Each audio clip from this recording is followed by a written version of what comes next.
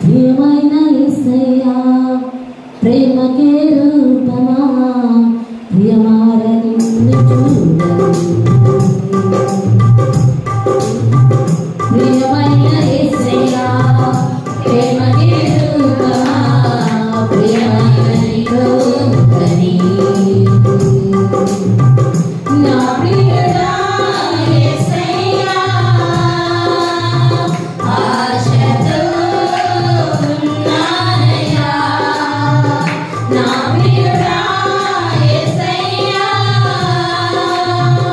ఆశతో ఉన్నానయ్యా ఆనందము సంతోషము నీవేనయ్యా ఆశ్చర్యము నీ ప్రేమయే నాయనా ఆనందము సంతోషము నీవేనయ్యా ఆశ్చర్యము నీ ప్రేమయే నాయనా ప్రియమైన యేసయ్యా ప్రేమకే రూపమా ప్రియమార నిన్ను చూడని ప్రియమైన యేసయ్యా ప్రేమకే రూపమా ప్రియమైన నీతో ఉండని ఇంతేనిదారుల కన్నా మధురమైన నీ ప్రేమ అతి సుందరమైన నీ రూపము మరువలేని దేవా ఇంతేనిదారుల కన్నా మధురమైన నీ ప్రేమ అతి సుందరమైన నీ రూపము మరువలేని దేవా నా ప్రియుడా యేసయ్యా ఆశతో ఉన్నానయ్యా నా ప్రియుడా యేసయ్యా ఆశతో ఉన్నానయ్యా ఆనందము సంతోషము నీవేనయ్యా ఆశ్చర్యము నీ ప్రేమయే నాయనా ఆనందము సంతోషము నీవేనయ్యా ఆశ్చర్యము నీ ప్రేమయే నాయనా ప్రియమైన యేసయ్యా ప్రేమకే రూపమా ప్రియమార నిన్ను చూడని ప్రియమైన యేసయ్యా ప్రేమకే రూపమా ప్రియమైన నీతో ఉండని ఇంతగానో వేచి ఉండిని ఎవరు చూపని ప్రేమకని ఎదుట నీవే భూమిలో నీవే నా మనసులోన నీవే ఎంతగానో వేచి ఉండిని ఎవరు చూపని ప్రేమకని ఎదుట నీవే భూమిలో నీవే నా మనసులోన నీవే నా ప్రియుడా యేసయ్యా ఆశతో ఉన్నానయ్యా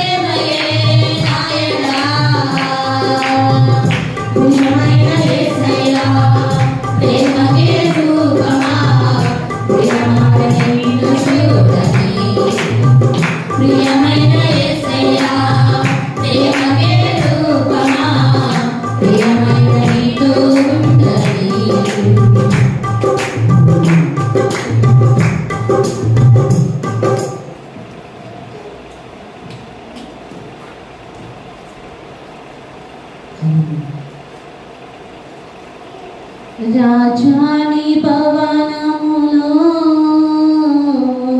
రేయి పగలు వేచియుందును.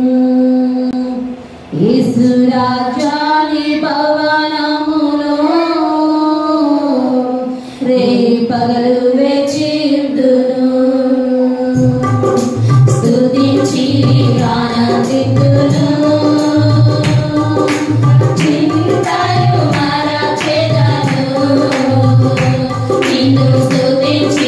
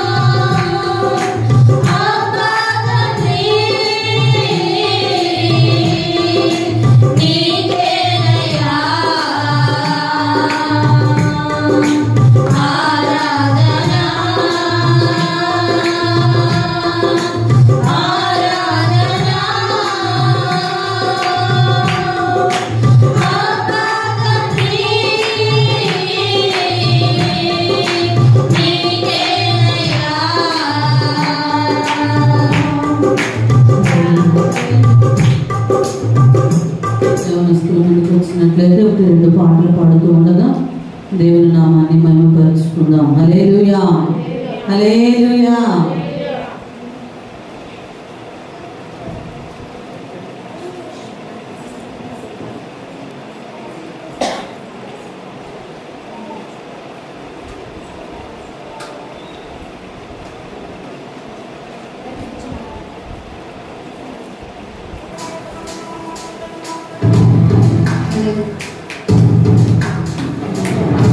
అందరూ కూడా చప్పట్లు కొడుతూ దేవుని నామాన్ని మహిమపరుద్దాం. హల్లెలూయా.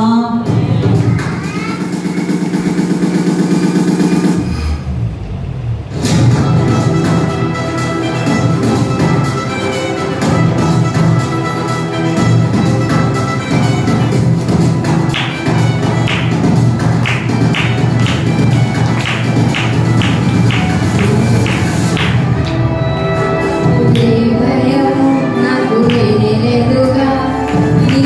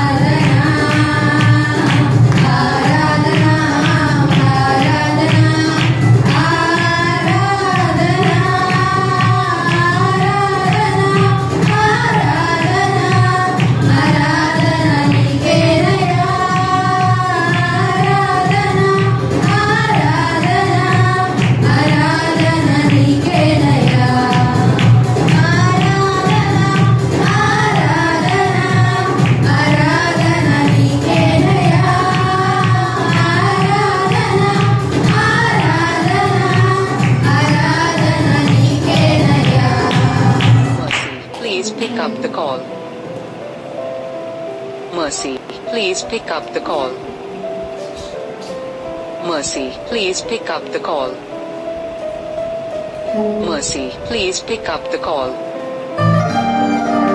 Mercy, please pick up the call.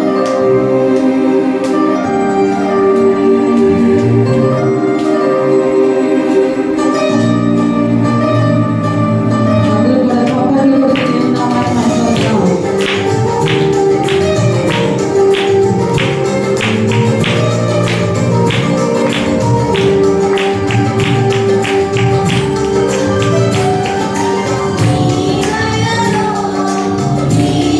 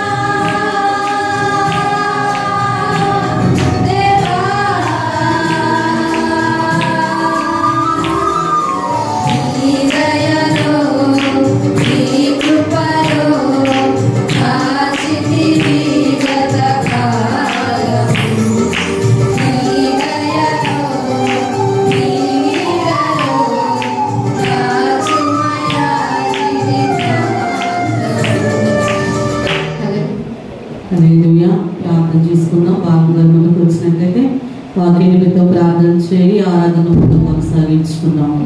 ప్రార్థన.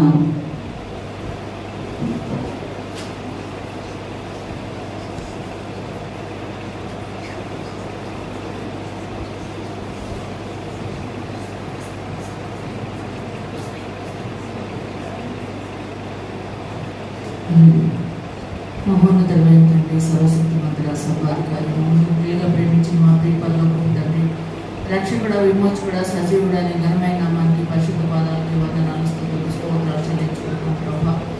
గడిచిన వారం నుంచి నా తండ్రి నాయన ఈ వారం వరకు కూడా నాయన నీ కృపలో, నీ దయలో ప్రభా మీరు భద్రపరిచిన ఆయన నీ సన్నిధిలో నాయన నేను స్తుతించడానికి, నేను కనపరచడానికి మాకు ఇచ్చిన సమయాన్ని బట్టి నీ వందనాలు చెల్లించుకుంటున్నాం ప్రభా. మాకన్నా చిన్నవారు పెద్దవారు ఎంతో మంది నాయన మట్టి పెడలకి తక్కువబడి ఉన్నప్పటికీ నాయన నీ ఉచితమైన కృప చేత ప్రభా మమ్మల్ని అందరినీ ఈ రీతిగా నాయన స్తుతించడానికి మీరు ఇచ్చిన సమయాన్ని బట్టి నీకు వందనాలు చెల్లించుకుంటున్నాం నాయన. ఎందరికల్లో ఇంత నీతిని మాకు ఇచ్చారు నాయన, దాన్ని బట్టి మీకు స్తుతులు, స్తోత్రాలు చెల్లించుకుంటున్నాం నాయన. ఇప్పటి వరకు నాయన మాటల్లో మీరు తోడుగా ఉన్నారు ప్రభా, నీకు స్తోత్రాలు, స్తోత్రాలు, వందనాలు ప్రభా. అయ్యా మిమ్మల్ని పాడి కనపరిచిన బిడ్డల బట్టి కూడా నీకు స్తోత్రాలు చెల్లించుకుంటున్నాం ప్రభా. మంచి స్వరాలు మీరు దయచేయండి నాయన, ఇంకా వాడబడే పాత్రలుగా మీరు చేయండి నా ప్రభా నాయన. దినదినము కూడా నాయన వాడబడే పాత్రలుగా చేయండి ప్రభా. నీకు స్తోత్రాలు, స్తోత్రాలు నా తండ్రి నాయన. అయ్యా జ్ఞాపకం చేసుకుని నాయన ఇదిగో నాయన దాసుడు నాయన పరిచర్య నిమిత్తంగా నా ప్రభా గౌడపాలెం, కృష్ణాపురం అలాగే పడసంగల ప్రాంతాలకు వెళ్ళి ఉంటుండగా ప్రభా నా తండ్రి నాయన 3 పరిచర్యలు కూడా నాయన దీవెనకరంగా ఆశీర్వాదకరంగా మీరు జరిగించండి నాయన. నీకు వందనాలు ప్రభా. మీ బిడ్డను క్షేమంగా తీసుకున్నట్టు తండ్రి నీకు వందనాలు, వందనాలు నాయన. మరింతగా నాయన బలమైన సాధనంగా మీరు వాడుకోండి తండ్రి నీకు వందనాలు. ఆత్మీయతలు కూడా మీరు బలపరచండి నాయన. ప్రతి ఒక్క సంఘాన్ని నాయన, సంఘ సరిహద్దులను కూడా ప్రభా మీరు విశాలపరచండి దేవా. నీకు స్తోత్రాలు, స్తోత్రాలు నా తండ్రి నాయన. ఇచ్చిన ఇద్దరు బిడ్డలను బట్టి కూడా మీకు స్తోత్రాలు నాయన. నేను పెద్దల దైవం, దేవుని దైవం కూడా నాయన వద్దులాగా మీ సహాయం దయచేయండి ప్రభా. నీకు వందనాలు ప్రభా. అయ్యా నా తండ్రి నాయన పాస్టర్ గారు కూడా మీరు జ్ఞాపకం చేసుకుని నాయన. అయ్యా ఇప్పటి వరకు నా తండ్రి ఎంతగానో మీరు వాడుతున్నారు నాయన. ఇంకా ముందు కూడా నా ప్రభా మరింత బలమైన సాధనంగా మీరు వాడుకోండి తండ్రి నాయన. మీ ఆత్మతో నింపడు, మీ శక్తితో, మీ బలంతో నింపడు నా తండ్రి నాయన. ఏడైతుల ఆత్మశక్తితో మీరు అభిషేకించండి తండ్రి. నీకు స్తోత్రాలు, స్తోత్రాలు, స్తోత్రాలు, వందనాలు ప్రభా. ఇదిగో నా తండ్రి నీ బిడ్డని సిలువ చాటున నాయన మరుగుపరుచుకున్న ఆయన మాకును కావాల్సిన మెండైన వర్తమానం మాకు దయచేయలేక సహాయం దయచేయండి నా తండ్రి నాయన. జ్ఞాపకం చేసుకోమని సహాయం దయచేయమని నాయన. అయ్యా జరగవలసిన కూడిక అంతట్లో ఆదరించి అంతవరకు కూడా నాయన మీరే అధ్యక్షులై నడిపించి మీ నామానికి మహిమ గంత ప్రభావాలు ఆరోపించుకోమని మా ప్రభువును ప్రియరక్షకుడైన యేసయ్య పరిశుద్ధ నామమును బట్టి మిక్కిలి వినయంతో అడిగి వేడుకొంచున్నాం మా ప్రియపరలోకపు తండ్రి. ఆమేన్. హల్లెలూయా. అందరూ లేచి నిలబడి కీర్తన గ్రంథము 73వ అధ్యాయమును ఉత్తర ప్రచురణ ద్వారా చదువుకున్నాం. హల్లెలూయా. ఎంతమంది దగ్గర బైబిల్స్ ఉన్నాయి? బైబిల్స్ లేని చేతులు ఎత్తండి. బైబిల్ లేని వాళ్ళు అందరి దగ్గర ఉన్నాయా? లేకపోతే బైబిల్ కొనుక్కోండి. ఎందుకంటే మనం దేవుని సన్నిధికి వస్తూ ఉన్నామంటే మన చేతిలో దేవుని యొక్క వాక్యం అనే ఖడ్గాన్ని మనం ప్రతి ఒక్కరు కూడా కలిగి ఉండాలి. హల్లెలూయా. 73వ అధ్యాయము పేజ్ నెంబర్ 489. ఇశ్రాయేలు ఎడల శుద్ధ హృదయుల ఎడల నిశ్చయముగా దేవుడు దయాళుడై ఉన్నాడు.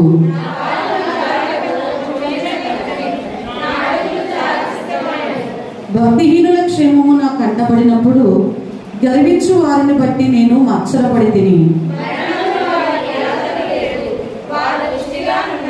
ఇతరులకు కలుగు ఇబ్బందులు వారికి కలుగవు, ఇతరులకు పుట్టినట్లు వారికి తెగులు పుట్టదు.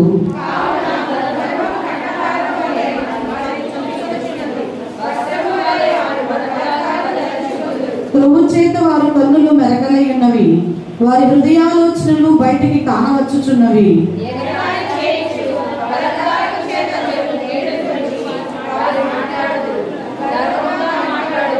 ఆకాశము తట్టు వారు ముఖము ఎత్తుదురు, వారి నాలుక భూసంచారము చేయును.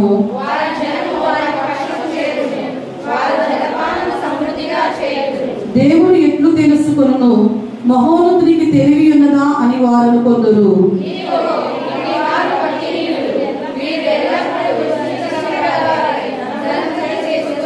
నా హృదయమును నేను శుద్ధి చేసుకుని ఉండుట వ్యర్థమే, నా చేతులు కడుగుకొని నిర్మలుడనై ఉండుట వ్యర్థమే.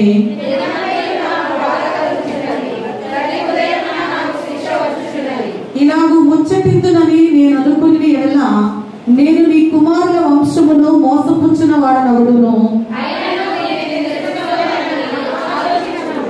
నేను దేవుని పరిశుద్ధ స్థలములోనికి పోయి వారి అంతమును గూర్చి ధ్యానించు వరకు ఆ సంగతి నాకు ఆయాసకరముగా ఉండెను.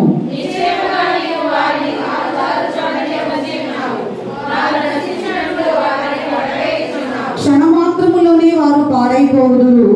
మహాభయము చేత వారు కడముట్ట నశించుదురు.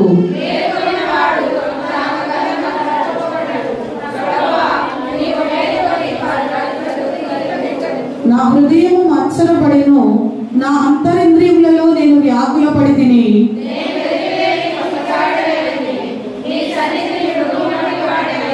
అయినను నేను ఎల్లప్పుడూ నీ యొద్దనున్నాను, నా కుడి చేయి నీవు పట్టుకుని ఉన్నావు.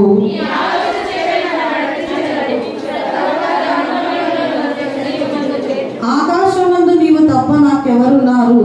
నీవు నాకుండగా లోకములోనిది ఏదియూ నాకు అక్కరలేదు.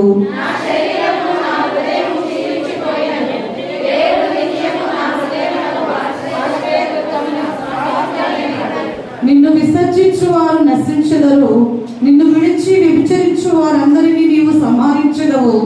నాకైతే దేవుని పొందు ధన్యకరము.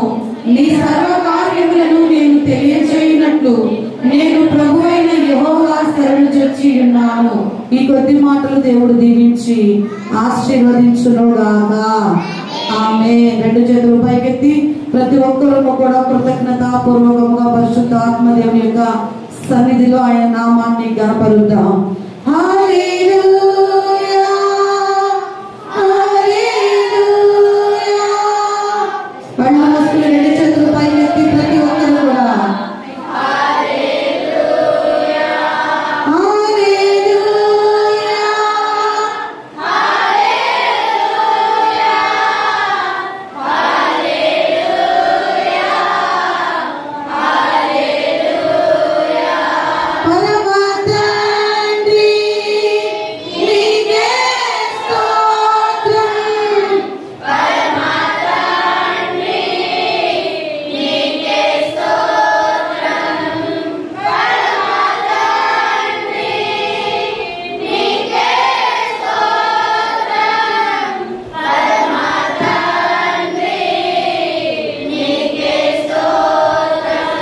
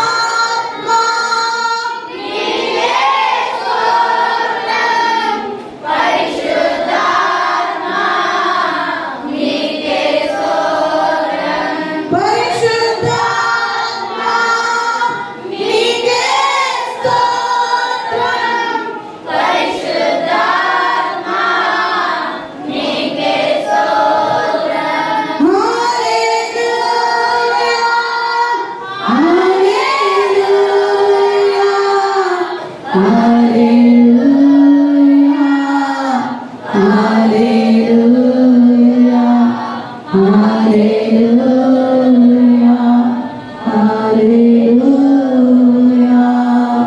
అత్యంత ప్రేమ పూర్ణానికి పొందాను. ఇప్పటి వరకు కీర్తనల ద్వారా నా తెలుగుబడిలను గణపరిచుండగా వారి స్వరాలను మరింతగా ప్రభాన తండ్రి నీ సన్నిధిలో గణపరచుటకు మీరు వాడుకోరండి. నా తెలుగు ప్రచుత్రం ద్వారా నా తండ్రి మీరు మాట ఇప్పటి వరకు నైనా ఇంటిగా ఇంకా కూడికి నడిపించిన దాన్ని బట్టి నీకు వందనాలు. నీకు లేఖన భాగముల ద్వారా పరిశుద్ధ ఆత్మదేవ ప్రతి ఒక్కరిని మీరు సందర్శించమడుగుతూ ఉన్నాం. మానవ స్వరమును మరుగుపరిచి నీకు ఆత్మీయమైన వాక్కులను బిడ్డలకు మీరునైనా నా తండ్రి మీరు మాట్లాడమడుగుతూ నా వ్యక్తి గెలిపిని లేకుండా ప్రశాంతమైనటువంటి వాతావరణాన్ని మీరు అనుగ్రహించి నా తండ్రి గుడిగా నా తండ్రి ముందుకు కొనసాగింపు దయచేయమని యేసునామమున అడుగుతున్నాం తండ్రి. ఆమేన్. హల్లెలూయా. ఒకసారి మీ పక్కన వాళ్ళకి వందనాలు చెప్పి మీ స్థలాల్లో వెళ్ళవచ్చు. పక్కన వాళ్ళ ముఖాన్ని చూసి వందనాలు చెప్పండి. హల్లెలూయా. అందరూ బాగున్నారా? హల్లెలూయా. పోయిన వారు ఏ వాక్యాన్ని ధ్యానం చేసుకున్నామండి? క్రైస్తవులు అనుసరించవలసిన కొన్ని కమిట్మెంట్స్ ఏంటో, దేవునితో మనం ఎలాంటి కమిట్మెంట్ ముందుకి నడవాలో నేర్చుకున్నాం. ఏంటి ఆ కమిట్మెంట్స్? తీర్పు తీర్చబడి అప్పుడు మీరు తీర్పు తీర్చబడాలి. రెండవదిగా నేరము మోపబడి మీ మీద నేరము మోపబడదు. మూడవది క్షమించుడి అప్పుడు మీరు క్షమించబడదు. 4 ఈయుడి మీకు ఇయ్యబడును. 5 సరైన బోధకుని ఎన్నుకోండి. చివరిగా వీటన్నిటి విషయం మీరు అనుసరించడానికి ముందు మీ గత ప్రవర్తన ఏంటో మీరు తెలుసుకుంటే అప్పుడు మన జీవితాల్లో మనం ఎలాంటి కమిట్మెంట్ కలిగి దేవుని యొక్క సన్నిధిలో మనం ముందుకు కొనసాగాలో, ఎలాంటి కమిట్మెంట్స్ మనం కలిగి ఉండాలో మరిన్ని మెలకువలను పరిశుద్ధ ఆత్మదేవుడు మనకు తెలియపరిచేవాడుగా ఉన్నాడు. హల్లెలూయా. హల్లెలూయా. కీర్తన గ్రంథము 23వ అధ్యాయము 5వ వచనాన్ని ధ్యానం చేసుకుందాం. కీర్తనలు 23వ అధ్యాయము 5వ వచనం, పాత నిబంధన గ్రంథము పేజ్ నంబర్ 463, 5వ వచనం. నా శత్రువు ఎదుట నీవు నాకు భోజనము సిద్ధపరచుదువు, నూనెతో నా తల అంటియున్నావు, నా గిన్నె నిండి పొర్లుచున్నది. హల్లెలూయా. హల్లెలూయా. మనం చదివినటువంటి వాక్య భాగంలో నుంచి రోజున 3వ లైన్, నా గిన్నె నిండి పొర్లుచున్నది. హల్లెలూయా. ఏ గిన్నె నిండి పొర్లుచున్నది అని ఇక్కడ కీర్తనకారుడు మాట్లాడుతూ ఉన్నాడంటే, ఇక్కడ ఈ గిన్నె మన ఆత్మీయ జీవితానికి సాదృశ్యముగా ఉన్నది. అయితే ఎవరి ఆత్మీయ జీవితము ఆ గిన్నె పొంగి పొర్లతో ఉన్నది అని ఇక్కడ ప్రస్తావించబడుతూ ఉందంటే, ఎవరైతే దేవుణ్ణి కాపరిగా కలిగి ఉంటారో వారి యొక్క గిన్నె అంట పొంగి పొర్లుతుందంట. ఎవరి గిన్నె పొంగి పొర్లుతుంది? ఎవరైతే దేవుణ్ణి కాపరిగా కలిగి ఉంటారో. ఎందుకు మనం దేవుని కాపరిగా కలిగి ఉండాలి? గొర్రెలు ఉన్నటువంటి కాపరిని నీ గొర్రెలు అనుసరించి నడుస్తాయి. కాపరి యొక్క స్వరాన్ని అవి ఎరిగి ఆ కాపరిని వెంబడించి నడవడాన్ని మనము చూస్తూ ఉంటాం. యోహాను సువార్త 10వ అధ్యాయము 26వ వచనంలో రాయబడినట్లుగా, అయితే మీరు నా గొర్రెలలో చేరిన వారు కారు కనుక మీరు నమ్మరు. నా గొర్రెలు నా స్వరము వినును, నేను వాటిని ఎరుగుదును, అవి నన్ను వెంబడించును. నేను వాటికి నిత్య జీవము ఇచ్చుచున్నాను గనుక అవి ఎన్నటికి నశింపవు. ఎవరునూ వాటిని నా చేతిలో నుండి అపహరింపడు. హల్లెలూయా. మన గిన్నె నిండి పొర్లాలి అంటే దేవుని కాపరిగా కలిగి ఉండాలి. దేవుని కాపరిగా కలిగి ఉంటే మనం ఎలాంటి వ్యక్తిత్వాన్ని కలిగి ఉంటామయ్యా అంటే, కాపరి యొక్క స్వరాన్ని మనము వినగలుగుతాం.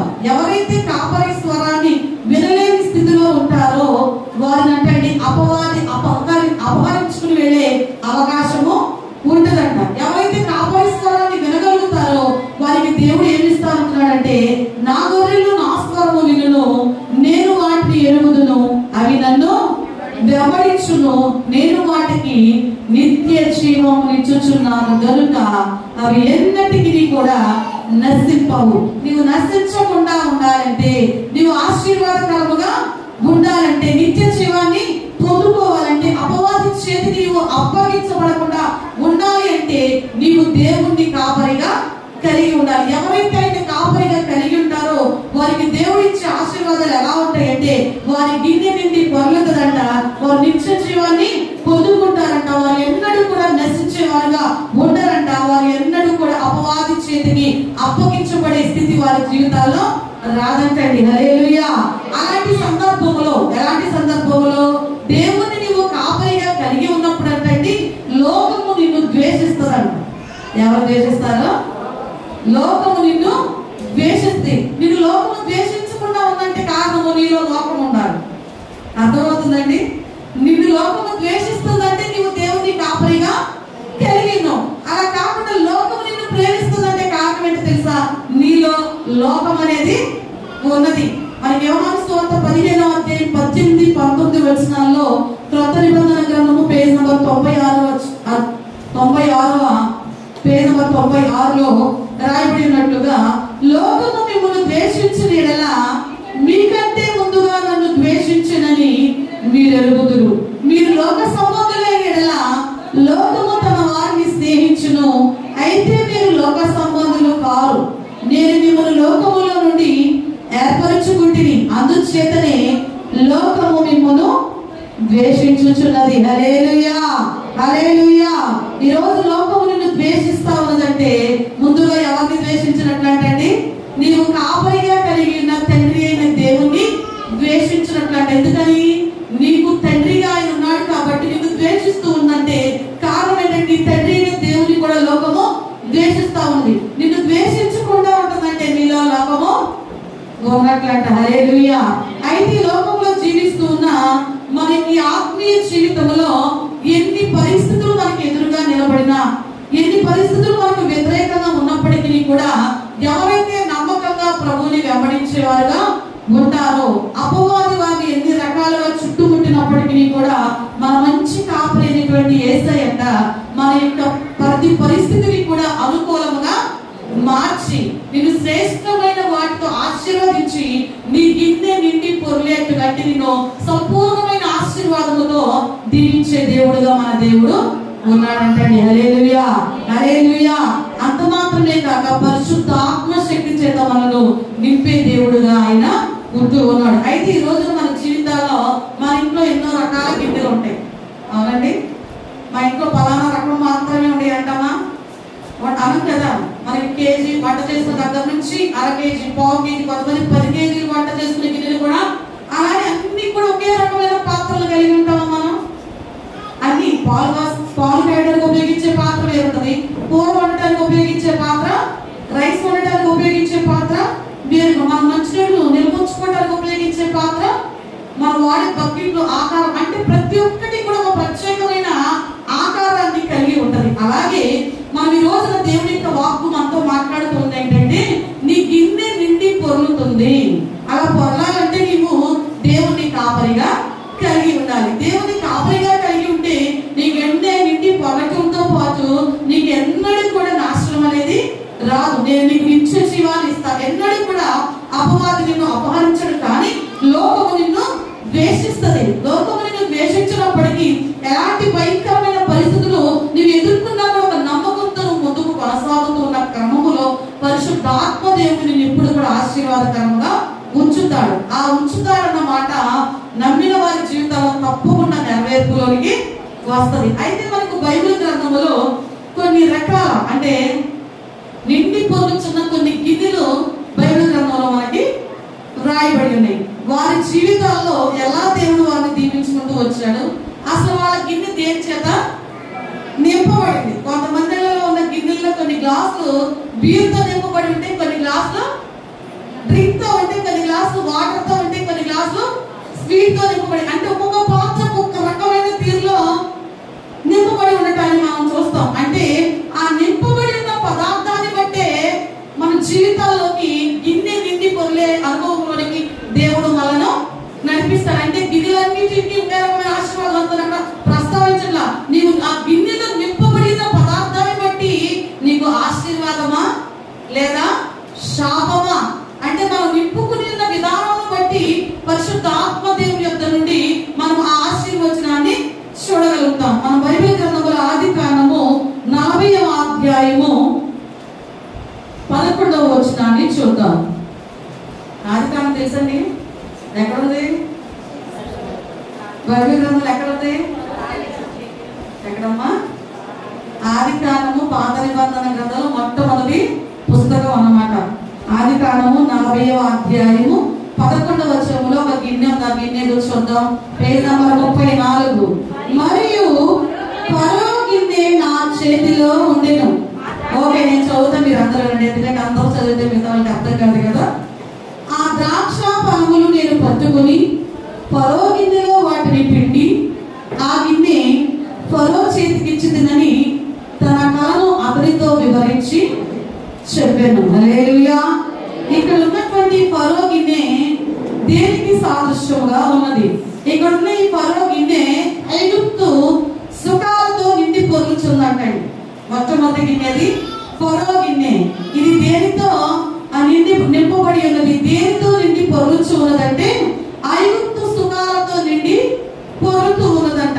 అయితే ఈ గిన్నె దేనికి సాదృశ్యంగా ఉన్నదయ్యా అంటే పాప దాస్యత్వానికి సాదృశ్యముగా ఫరో గిన్నె దేనికి సాదృశ్యంగా ఉన్నదండి?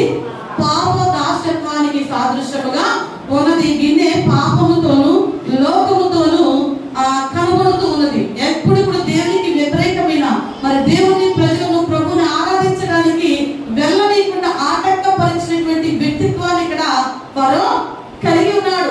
దేవుని విడైనటువంటి ఇశ్రాయేలు ప్రజలు పరిశుద్ధాత్మ దేవుని ఆరాధించుకోవడం మేము పలానా ప్రాంతానికి వెళ్తాము అంటే అంగీకరించినటువంటి నైజము వ్యక్తిత్వమును కలిగి వివిధ రకాల సుఖభోగాలతో తను నింపబడినటువంటి వ్యక్తిత్వం. అంటే ఫరో యొక్క విధానం ఎలా ఉంటా ఉన్నదంటే దేవుని నామానికి వ్యతిరేకముగా దేవునికి ప్రతి ఒక్క విధానంలో కూడా ఆ దేవుడు ఏదైతే చేద్దాడో అది చేసేటువంటి వ్యక్తిత్వాన్ని ఇక్కడ ఫరో కలిగి ఉంటూ పాపపు విధానాలతో లోకంలో ఉన్నటువంటి సుఖవంతమైన జీవితాన్ని కోరుకునేటువంటి వ్యక్తిత్వములు కలిగినటువంటి ఫరో జీవితము ఈ గిన్నె యొక్క అనుభవం ఏంటంటే పాపముతోనూ లోకముతోనూ ఈ గిన్నె నిండబడి ఉన్నది. అలాంటి గిన్నెలు అంటండి దేవుడు అంట ఆత్మీయ ఆశీర్వాదాలతో గాని లేదా స్థిరమైన శాశ్వతమైనటువంటి ఆశీర్వాదాలతో గాని నింపబడే అవకాశము లేదంట. హల్లెలూయా.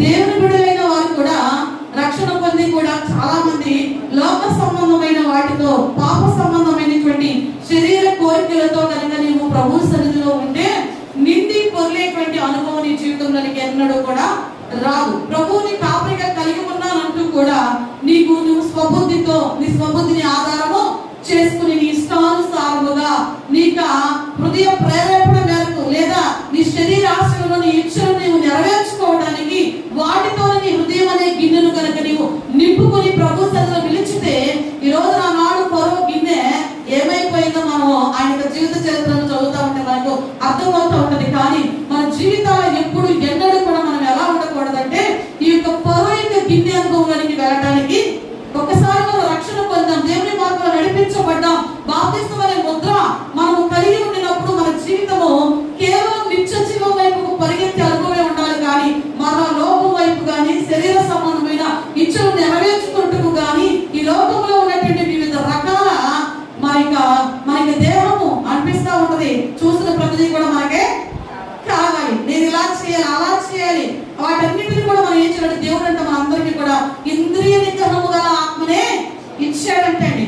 అంటే మనకి జీవితంలో ఎక్కడ కూడా శరీర ఏచ్ఛల కొరకు కానీ దేవునికి వ్యతిరేకమైన క్రియలు చేయడంలో కానీ మన జీవితాలను అప్పగించుకోవడం దేవుని చిత్తము కాదని గుర్తిరిగి మన యొక్క అనుభవం ఎలా ఉండకూడదంటే ఫరో గిన్నె అనుభవాన్ని కలిగి ఉండటానికి లేదు. అలా కాకుండా ఈరోజు మన జీవితాల్లో ఐగుప్తు ఆశలు కనుక ఉంటే ఐగుప్తు ఆశలన్నీ కూడా పాపముతో నింపబడి అంటండి పాపముతో నింపబడి ఉన్నాయి. కాబట్టి అలాంటి పాపముతో నింపబడి ఉంటే దేవుని దీవెనలు నీ హృదయం అనే గిన్నెలోనికి రావు. అదేంటంటే నా పక్కన వాళ్ళకి దీవించాడు దేవుడు, నాకు దీవించలేదంటే నీవు దీన్ని ఏం చేయాలా? ఈ గిన్నె అనుభవం నుండి బయటకు రావాలి. వచ్చిన రోజు నువ్వు అడగకుండానే దేవుడు నీకు ఆ దీవెనలతో నీ గిన్నెను పరిశుద్ధాత్మ దేవుడు నింపుతాడు. హల్లెలూయా. మొట్టమొదటి గిన్నె అనుభవం ఏంటండి? ఫరో గిన్నె. ఇది దేనికి సాదృశ్యంగా ఉందంటే పాప దాస్యత్వములకు మరియు లోకానికి సాదృశ్యంగా ఉంది. రెండవ గిన్నె అనుభవం చూద్దాం. ఆదికాండము 44వ అధ్యాయము 1వ వచనం. ఇక్కడ ఇంకొక గిన్నెను చూద్దాం. Page number 38.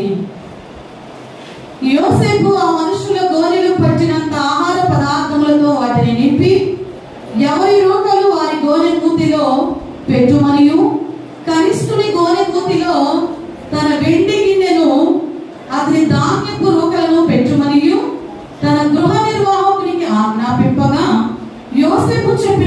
చొప్పున అతడు చేసెను. హల్లెలూయా, హల్లెలూయా. ఇక్కడ రెండో గిన్నె ఎవరిది? యోసేపు గిన్నె. ఏ గిన్నెది? వెండి గిన్నె. ఏ గిన్నెట? ఎందుకు యోసేపు మరి ఇంకా ఆ వెండి గిన్నెలు కనిష్ఠుని యొక్క ఆ మూటలో పెట్టమని చెప్పాడు? ఇందుకే అసలు ఈ గిన్నె దేనికి సాదృశ్యముగా ఉన్నది? మరి యోసేపు జీవితంలో జరిగిన పరిస్థితుల్లో మరి యోసేపు పగ తీర్చుకోవడానికి ఆ గిన్నె పెట్టమన్నాడా, లేదా వారిని కొన్ని దినములు శిక్షించడానికి ఆ గిన్నె పెట్టమన్నాడా అంటే యోసేపు జీవితాన్ని మనం మనకి ఇక్కడ పరిశీలనగా చూస్తే కానానులో అప్పటికి కరువు ఉన్నదంట. ఐగుప్తులో సమృద్ధికరమైన ధాన్యము ఉన్న దినమున కానానులో కరువున్న నాటికి యోసేపు ఒక ప్రైమ్ మినిస్టర్ స్థాయిలో ఐగుప్తు దేశంలో ఉన్నాడు. ఏ స్థాయిలో ఉన్నాడంటే ఎక్కడి నుంచి ఎక్కడికి వచ్చాడు? ఈయన కూడా అన్న దగ్గర కరువులో ఉండవలసిన వాడే. కానీ దేవుని యొక్క ప్రణాళిక యోసేపు జీవితంలో ఒక ఉన్నతమైనటువంటి ఎవరు అందుకోలేనటువంటి స్థాయిలో యోసేపు నిలబెట్టిన తరువాత కానానులో కరువు వచ్చినప్పుడు అంటే మరి అన్నలందరూ కూడా ఆహారం కొరకు ఈ ఐగుప్తు ప్రాంతానికి వచ్చారు. అన్నలు వచ్చినప్పుడు మరి అన్నలను తమ్ముడు అయినటువంటి రాజుగా ఉన్న ఒక ప్రైమ్ మినిస్టర్ స్థాయిలో ఉన్న తమ్ముడు అన్నలను గుర్తుపెట్టాడు. కానీ ఆ కింద స్థాయిలో ఉన్న అన్నలో తమ్ముడిని నీ దేవుడు ఎప్పుడు కూడా నేను ఎలా వస్తాడో తెలుసా? ఒకప్పుడు నిన్ను తృణీకరించవచ్చు, నిన్ను చులకనగా చూడవచ్చు, నిన్ను లెక్కలో లేనట్టుగా ప్రక్కన నెగ్లెక్ట్ చేయవచ్చు, నిన్ను చూసి కూడా చూడకుండా వెళ్ళిపోవచ్చు. కానీ మన దేవుడు అలా చూసి చూడనట్టుగా పట్టి పట్టినట్టుగా నువ్వెవరో తెలియనట్టుగా వెళ్ళిపోయే దేవుడైతే కాదు. నువ్వు ఎలాంటి పరిస్థితుల్లో ఉన్నా, నువ్వు ఎలాంటి స్థాయిలో ఉన్నా, ఎలాంటి అనారోగ్యమైనటువంటి వేదనకరమైన స్థితిగతుల మధ్య ఉన్నప్పటికీ కూడా ప్రతి స్థాయిలో కూడా నీకు తోడుండి నేను ఎలాంటి స్థాయికి తీసుకొస్తాడంటే యోసేపుని ఎక్కడి నుంచి ఎక్కడికి తీసుకొచ్చాడో మనం అందరిలో కూడా ఎరిగిన వారమే. ఆమె చేత ద్వేషించబడ్డాడు, గుట్టలోనికి నిలిచివేయబడ్డాడు, అదే అన్నల చేత అమ్మివేయబడ్డాడు, ఒక ఇంట్లో బానిసగా ఉన్నాడు, పోతీఫరు భార్య చేత నిందన అనుభవించాడు, తీసుకువెళ్ళి చేస్తాను. ఈ క్రమంలో ఎన్నో శ్రద్ధలు, ఎన్నో ఇబ్బందులు, ఎన్నో అవమానాలు, చేయని వాటికి నేరము మోపబడి శిక్ష అనుభవించినప్పటికీ కూడా ఎక్కడ కూడా దేవుని కృప యోసేపును విడిచిపెట్టాలా. ఆ స్థితి నుంచి దేవుడు ఎక్కడికి తీసుకుని వెళ్ళాడంటే బానిసగా వచ్చిన వాడిని ప్రెసెంట్ ప్రైమ్ మినిస్టర్ స్థాయికి దేవుడు నిలబెట్టినప్పుడు ఆ స్థాయిని చూసి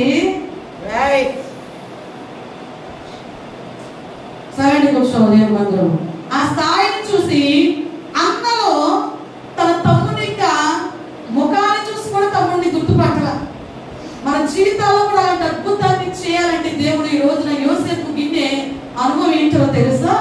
యోసేపు గిన్నె సహోదరు ప్రేమకు సాదృశ్యముగా ఉన్నదంటే ఏ ప్రేమకు సాదృశ్యంగా ఉంది? ఆ అన్న మన కనిష్ఠుడి యొక్క గోనె మూతిలో వెండి గిన్నె పెట్టడానికి కారణము వాళ్ళ శిక్షిద్దామనో లేదా కొన్ని రోజులు చెరసాలో బంధిద్దామనో కాదు, కానీ తన అందరినీ కూడా తన దగ్గరకు తెచ్చుకోవాలన్న ప్రేమతో ఆ మూటలో ఆ గిన్నెను ఉంచాడంటే ఎంత ప్రేమ చూసారా? మన తండ్రి దేవుడు మనం ఎంతగా తప్పిపోయినా కూడా ఆయన మనం ఏ ప్రేమతో అయితే ప్రేమిస్తూ ఉన్నాడో యోసేపు కూడా అలాంటి ప్రేమతోనే తన అమ్మని ఎన్ని తప్పిదాడో చెప్పాలనుకున్నాడు. అది మామూలు విషయం అంటారా చెప్పండి?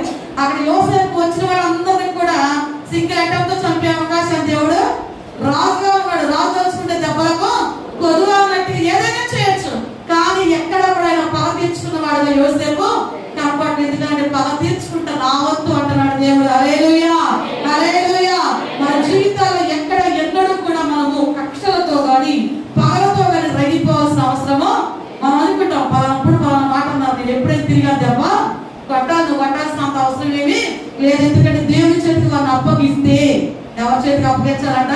దేవుని చేతికి అప్పగిస్తే వారు ప్రభు చేతిలో వారు తినే వారు ఇప్పుడే ఇబ్బంది ఉంటుంది చూసారు, దాని నుంచి వాళ్ళు విడిపించే వారు ఎవరో కూడా ఒకటి. ఇక్కడ యోసేపు సహోదర ప్రేమతో తన అమ్మలను మరలా తిరిగి తన దగ్గరకు రప్పించుకున్న వరకు ఆ గిన్నెను ఉపయోగించడానికి రోజున మన గిన్నె దేనితో నింపబడాలి?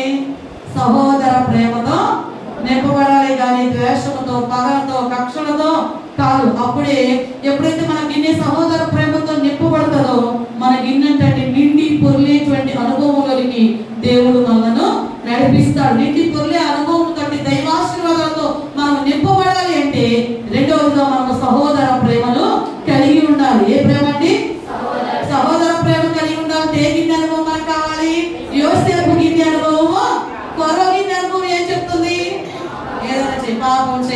ఏది ఇష్టానుసారంగా నువ్వు జీవించే దేవుడితో నీకు పెద్ద లెక్కేవి. నువ్వు మాట్లాడిందే, నువ్వేది మాట్లాడితే అదే కరెక్ట్, నువ్వేది చూస్తే అదే కరెక్ట్. అంటే మనం అనుకుంటారు నేను మాట్లాడిందే ఎదటి వాళ్ళే కాదు, పొర యొక్క విధానం. కానీ ఈ రోజున మనకు పొర గిన్నె అనుకూలంగా ఉండటం దేవుడు చిత్తము. నీ గిన్నె నిండి పొర్లి వారాలు ఏంటంటే దైవాశీర్వాదాలతో నీవు నింపబడాలి. ఏంటి రోజున నువ్వు ఎలాంటి గిన్నె అనుభవం కలిగి ఉండాలంటే యోసేపు గిన్నె అనుభవాన్ని కలిగి ఉండవలసిన అవసరం ఎంతైనా ఉన్నదంటే. హల్లెలూయా. 3వ గిన్నె నిర్గమాకాండము 16వ అధ్యాయము 33వ వచనాన్ని చదువుకుందాం. నిర్గమాకాండము 16వ అధ్యాయము 33వ వచనం, పేజ్ నంబర్ 59. నిర్గమాకాండము 16వ అధ్యాయము 33. కాబట్టి మోషే అహరోనుతో, నీవు ఒక గిన్నెను తీసుకొని దానిలో ఒక ఓమేరు మన్నా పోసి మీ వంశస్థులు తమ ఎద్దు ఉంచుకున్నటకు యెహోవా సన్నిధిలో దాన్ని ఉంచుమనెను. హల్లెలూయా, హల్లెలూయా. మరి ఆనాడు ఇశ్రాయేలు ప్రజలను దేవుడు ఫరో బానిసత్వం నుంచి విడిపించి అరణ్య మార్గంలో 40 సంవత్సరములు పగలు మేఘ స్తంభముగా రాత్రి అగ్ని స్తంభముగా నడిపించి ఆ క్రమంలో వారు ఆకలిని తీర్చడానికి దేవుడు వారికి ఏమిచ్చాడండి? అక్కడ మన్నాను ఏమిచ్చారంట? మన్నాను కురిపించారు. ఆ మన్నా తిని వారు ఏం చేశారంటే వారి యొక్క ఆకలి తీర్చుకున్నారు. ఆ మన్నా తిని వారి ఆకలి తీర్చుకున్నారు. మరి కొన్ని రోజుల తర్వాత మాంసం కావాలన్నారు, అది వేరే అనుకోండి. ముందుగా దేవుని చేత ఏది తిని వాళ్ళు వారి ఆకలి తీర్చుకున్నారయ్యా అంటే మన్నా. ఏం తిన్నారంటండి? మన్నా. మన్నా ఇక్కడ దేనికి సాదృశ్యముగా ఉన్నదయ్యా అంటే మన్నా అనేది దేవుని యొక్క వాక్యానికి సాదృశ్యముగా మన యొక్క ఆత్మీయ జీవితములో మన గిన్నె నిండి పొర్లాలి అంటే మన యొక్క హృదయము దేవుని వాక్యము చేత నింపబడాలా? దేవుని యొక్క వాక్యము చేత మనము నింపబడాలి. దేవుని బిడ్డల యొక్క ఆనాడు ఇశ్రాయేలు ప్రజల యొక్క ఆకలి తీర్చడానికి దేవుడు మరి ఆకాశం నుండి మన్నాను కురిపించి వారి ఆకలిని తీర్చే క్రమంలో అంటే ప్రభుత్వ చెప్పిన మాట ఏంటంటే మీకు ఎంత అవసరమో అంతే మీరు తీసుకుని వెళ్ళమన్నప్పుడు వాళ్ళు కొంతమంది ప్రభు చెప్పినట్టుగానే తీసుకుని వెళ్ళారు. కొంతమంది తక్కువ తీసుకెళ్లారు. తక్కువ తీసుకెళ్లిన వాళ్ళకి తక్కువ కాలా, సరిపడా తీసుకెళ్లిన వాళ్ళకి కూడా తక్కువ కాలా. కొంతమంది కక్కుర్తితో ఏం చేశారంటే కావాల్సిన దానికంటే ఎక్కువ తీసుకెళ్లారు. తీసుకెళ్ళినప్పుడు ఏమైందంటండి? పురుగులు వచ్చిందంట, కంపు కొట్టిందంట. వాళ్ళకి పనికి రాకుండా అంటే మనకు దేవుని వాక్యం ఏదైతే మనకి బోధిస్తా ఉందో, ఏదైతే తెలపబడుతుందో దాన్ని మనకు తూచా తప్పకుండా పాటించాలి తప్ప మన ఇష్టానుసారముగా మన స్వబుద్ధిని మనం ఆధారం చేసుకుని బ్రతకడానికి వీలు లేదు. 3వ గిన్నె అనుభవం మన జీవితాల్లో ఉండకపోతే మనకు రాయబడినటువంటి లేఖన భాగంలో సామెతల గ్రంథము 3వ అధ్యాయము 5వ వచనాన్ని చదువుకుందాం. నీ స్వబుద్ధిని ఆధారము చేసుకొనక నీ పూర్ణ హృదయముతో యెహోవా యందు నమ్మకముంచుము. నీ ప్రవర్తన అంతటి యందు ఆయన అధికారములకు ఒప్పుకొనుము. అప్పుడు ఆయన నీ త్రోవలను సరళము చేయును. నేను జ్ఞానిని కదా అని నీవు అనుకునవద్దు. యెహోవా యందు భయభక్తులు కలిగి చెడుతనమును విడిచిపెట్టుము. హల్లెలూయా, హల్లెలూయా. దేవుని వాక్యాన్ని ఎల్లప్పుడూ కూడా మనము మన హృదయంలో దేవుని వాక్యాన్ని విప్పుకుంటూ మన స్వబుద్ధిని మనం ఆధారము చేసుకొనక. మన స్వబుద్ధి అంటదంట దీనికి ఒక ఈ మాటకి ఒక మాట మనం చేర్చినా పర్వాలేదు, ఇలా కాకుండా ఇంకొక రకంగా జీవించినా పర్వాలేదు. కొంతమంది స్వతహాగా కొన్ని మాటలను ఏం చేస్తూ ఉంటారంటే దేవుని వాక్యాన్ని వింటారు కానీ వారి స్వచిత్తానుసారం అంటే స్వ ఆలోచన స్వబుద్ధిని ఆధారము దేవుని వాక్యం ఏమంటా ఉంది? మనలో విగ్రహారాధన చేయకూడదు అమ్మ. ఏమన్నారా? దేవుని వాక్యం అందా చేయదన్నప్పుడు ఎవరో మోటివేట్ చేస్తారు, ఇలా చేయి అలా చేయి, లేదా మా వెంటరా నువ్వు అక్కడ వరకు రావద్దులేండి. వీళ్ళు ఏం చేస్తారు? వాళ్ళతో పాటు కలిసి అక్కడికి వెళ్ళి ఇంకా పైకి అంటారు మేము కారులోనే ఉన్నామండి, లేదా గుడి బయటే. నీ స్వబుద్ధి అది. దేవుని వాక్యం ఏమంటుందంటే పైన ఆకాశం అందే కానీ కింద భూమి అందే కానీ భూమి కింద నీళ్ళ అందే కానీ దేని రూపాన్ని నీవు చేసుకునవద్దు, పూజించవద్దు, నమస్కరించవద్దంటే అదే స్థలానికి వెళ్ళే వ్యక్తిత్వము కలిగి దేవుని మాటను, దేవుని ఆజ్ఞను మీరి వారి యొక్క జీవితాల్లో అపవిత్రతకు చోటించేవారు నేటి సమాజంలో, నేటి క్రైస్తవులో అనేక మంది కనపడుతూ ఉన్నదాన్ని మనము చూస్తూ ఉన్నాం. అంటే అక్కడ దేన్ని ఉపయోగిస్తూ ఉన్నాం మనము? స్వబుద్ధిని, సొంత ఆలోచనను దైవిక జ్ఞానంతో పరిశుద్ధాత్మ దేవుడు మన ప్రతి మాట ద్వారా సరిచేస్తూ ఉంటే దాన్ని మన స్వచ్ఛతానికి లేదా మన సొంత ఆలోచనకి అనుగుణంగా మలుచుకుంటే నీ గిన్నె నిండి పొర్లి అనుభవాన్ని నీవు కోల్పోతావు. హల్లెలూయా, హల్లెలూయా. పరిశుద్ధాత్మ దేవుని యొక్క సన్నిధిలో దేవుని వాక్యాన్ని ఎల్లప్పుడూ మనం వింటూ ఆ వాక్కుతో మన హృదయాన్ని నింపుకుని దాని వాక్యాన్ని పెట్టండి మనము ఆనందిస్తూ దాన్ని ధ్యానిస్తూ ఉండటం వల్ల మన జీవులో ఆధ్యాత్మికమైనటువంటి పోషణ, ఎడతగినటువంటి ఫలాలతో, విజయాలతో పరిశుద్ధాత్మ దేవుడు మనను నింపుతాడు. దేవుని వాక్యాన్ని ధ్యానించేప్పుడు అంటే నీ హృదయానికి అంటే తెలియని ఆనందాన్ని నీవు పొందుకుంటామంట. ఎలాగా ఒక పశువు అంట యజమాని గడ్డి వేయగానే గబగబా తినేస్తాంట. తినేసిన కొంతసేపటికి ఏం చేస్తాంటే మరలా నోట్లోనికి తెచ్చుకున్నట్ట దానికి ఎంజాయ్ చేస్తూ నవ్వులుద్దంటండి. అప్పుడు దాని నోట్ నుంచి ఏమొస్తుంది? నొరగ వస్తుంది. మీరు ఎవరన్నా గమనించారు ఎప్పుడన్నా? నోట్లోంచి నొరగ వస్తుంది. మనకు ఆహారం పెట్టేసాము, ఇప్పుడు ఎక్కడి నుంచి వచ్చినట్టు అది మరలా నోటిలోనికి తెచ్చుకుని యజమాని పెట్టినప్పుడేమో గబగబా తినేసి కొంతసేపటి దాన్ని నోట్లోకి తెచ్చుకుని ఎంజాయ్ చేస్తాంట ఆహారాన్ని. అంటే ఈరోజు మనం దేవుని యొక్క ఆత్మీయ ఆహారాన్ని విని దాన్ని ఏం చేయాలి? ధ్యానిస్తూ ఉన్నప్పుడు ఒక తెలియని అనుభూతి పరిశుద్ధాత్మ దేవుడు మన హృదయంలో ఉంచుతాడు. అప్పుడు తద్వారా ఏం జరుగుతుందో తెలుసా? నీ జీవితంలో ఆత్మీయ ఫలాలతో, ఆత్మీయమైన ఎదుగుదల, మంచి పోషణను దేవుడు నీకు ఇస్తాడు. నింపుకున్న నీ జీవితంలో నువ్వు ధ్యానించడం ద్వారా నీకు జీవితంలో అంట దీవెనలు ఎలా ఉంటాయి తెలుసా? నది పక్కనే ఉన్న చెట్టు ఎలా పచ్చగా ఉంటుందో, దానికి ఎండిపోయిన విధానం కానీ ఫలాలు రాని విధానం కానీ ఆ చెట్టుకు, ఒక చెట్టు ఎండిపోయింది కారణం ఏంటంటే చాలా మంది దానికి సరిగ్గా నీళ్లు పోయలేదండి, సరైన పోషణ చేయలేదండి, అందుకే ఆ చెట్టు పాడైపోయింది అంటారు. కీర్తన గ్రంథంలో మనకి రాయబడి ఉంది కదా, 1వ అధ్యాయం 3వ వచనములో అతను నీటి కాలంలో యోరును నాటబడినదే ఆకువాడక తన కాలమందు ఫలమిచ్చు చెట్టు వలెనుండును. అతను చేయనదంతయు, నువ్వు చేసేదంతా సఫలం అవ్వాలంటే నువ్వు ఎక్కడ ఉండాలంట? నీటి కాలువన యోరన ఉండాలి. నీటి కాలువ అనేది ఎక్కడ ప్రవహిస్తా ఉంది? దేవుని యొక్క సన్నిధిలో. దేవుని యొక్క వాక్కు, ఆ వాక్కు నువ్వు కలిగి ఉన్నప్పుడు నీ జీవితం ఎప్పుడు కూడా ఎలా ఉంటుందో తెలుసా? పచ్చగానే. కోటాను కోట్ల ధనం కలిగిన వారికి కూడా లేనటువంటి పచ్చదనం నీకు కావాలంటే నీ హృదయంలో ఏది నాటపడాలి? ఈ రోజున దేవుని యొక్క వాక్యం అనే విత్తనం నీ హృదయం అనే భూమిలో కనుక నాటబడితే నీవు ఎలా ఉంటావంటే నీటి యోరన నాటబడిన చెట్టు ఆకు వాడక తన కాలమందు ఫలమించున్నట్లుగా నీ జీవితంలో అలాంటి ఫలాలతో, అలాంటి ఆశీర్వాదంతో, అలాంటి సుస్థిరమైనటువంటి ఆ యొక్క గొప్ప, ఆ యొక్క ఆనందకరమైనటువంటి శాశ్వతమైన దీవులను పరిశుద్ధాత్మ దేవుడు మనకు మాత్రమే ఎక్కడి నుంచి వస్తుందండి ఈ సంపద? ఎలా ఉండగలుగుతున్నారు? ఎలా మీరు ఇంత పోషించబడుతున్నారు? ఎలా మీ బిడ్డలు ఎలా పెంచగలుగుతున్నారు? ఎలా ఇవన్నీ మీరు నిర్మించుకోగలుగుతున్నారు? ఇంత ఆనందంగా ఎలా ఉంటున్నారు? కారణం ఏంటో తెలుసా? ఎక్కడ నాటబడ్డామంటే మనము నీటి కాలువన ఎవరన్నా నాటబడ్డాం. కాబట్టి మన జీవితంలో కలిగేటువంటి ఆశీర్వాదాలు ఎప్పుడు కూడా ఇతరుల కంటే ప్రకంపంలో పుట్టించేట్టుగానే ఏం పుట్టిస్తాయంట? ఆ ప్రకంపంలో పుట్టాలంటే నువ్వు ఎక్కడ నాటబడాలా?